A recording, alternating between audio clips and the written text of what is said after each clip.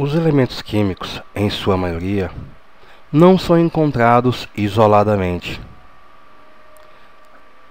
mas sim associados a outros elementos químicos que formam as substâncias.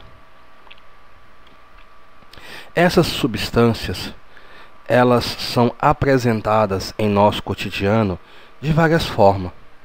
O maior exemplo disso é a gama de medicamentos que nós temos acesso no nosso dia a dia. Devemos, em princípio, a dois cientistas a descoberta das características associativas dos elementos químicos. Primeiro, nós temos aí o alemão Walter Kossel e nós temos também o americano Gilbert Lewis. Esses dois cientistas, eles iniciaram uma revolução na área da pesquisa no que diz respeito às ligações químicas. Através de suas pesquisas é que as características associativas podem ser estruturadas.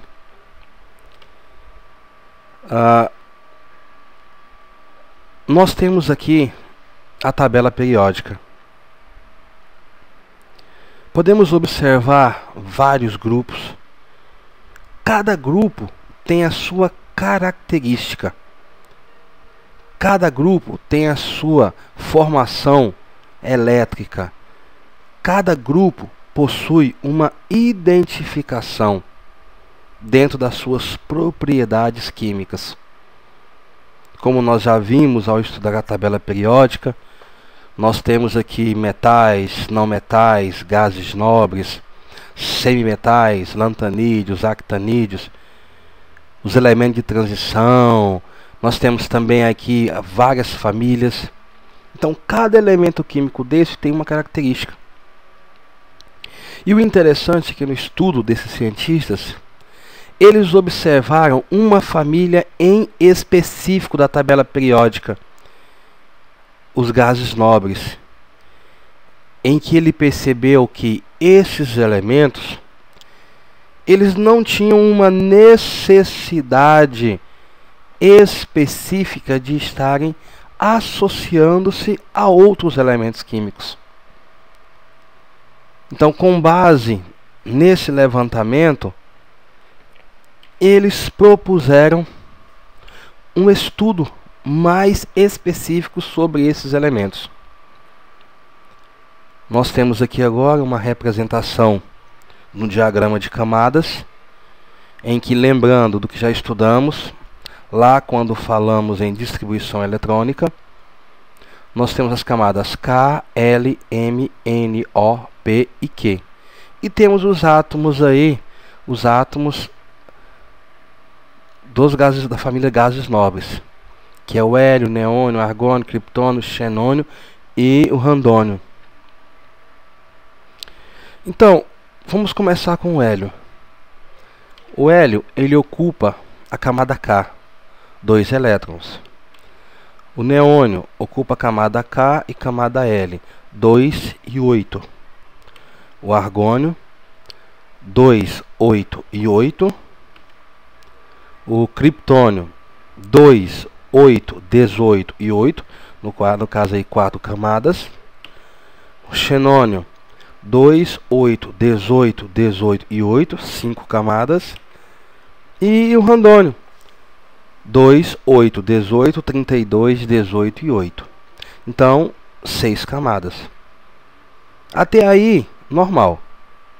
Mas esses cientistas, eles perceberam que as últimas camadas desses elementos químicos, elas tinham algo em comum, exceto o hélio. Todos os outros apresentavam 8 elétrons nas últimas camadas.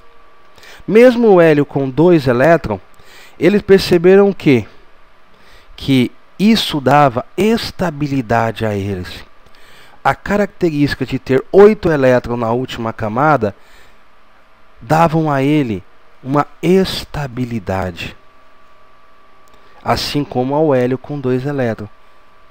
E essa estabilidade fazia com que eles não tivessem uma necessidade de estar se associando a outros elementos químicos. E isso, posteriormente, né, foi chamado de regra de octeto. Regra de octeto. Isso quer dizer ter 8 elétrons na sua última camada, exceto, né, vamos falar aí do hélio e do hidrogênio, ao qual comentaremos mais à frente. Então, quando um elemento químico apresenta essa característica de 8 elétrons na última camada, nós dizemos que ele está obedecendo à regra de octeto. Olhando aqui a tabela periódica, nós temos aqui os elementos químicos, gases nobres, todos com 8 na última camada, o que conferiu a eles, né, ser o que? A base de estudo para a formulação dessa regra.